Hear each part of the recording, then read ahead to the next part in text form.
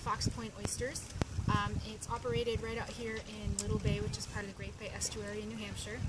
I started oyster farming about 3 years ago, and I came to it in a little bit of an unlikely way. My sister is a marine biologist, and she works out on the bay doing research. She does a lot of oyster research. She was interested in having a farm, and we talked about it, and I learned about the oysters and thought it sounded pretty amazing.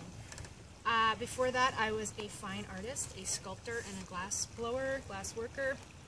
I spent about 9 years in Seattle, and then about 10 years before that all over the country, working for different artists, making their work, managing their businesses, and in the meantime I was making my own sculptures for gallery shows and exhibitions and sales.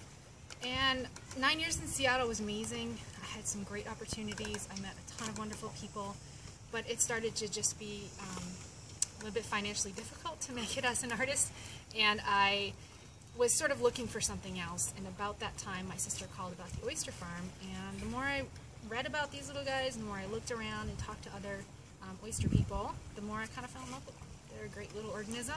They help filter the water. They're also healthy to eat, and there's just almost no downside to it. So every day I get on my boat and I get to go out to my site and jump in the water and take care of my oysters, and so far it's been pretty ideal. It's a lot of hard work, and the art's sort of always calling from the background, but I know I'll get back to it, especially in the winter when I don't want to go on the farm because it's too cold.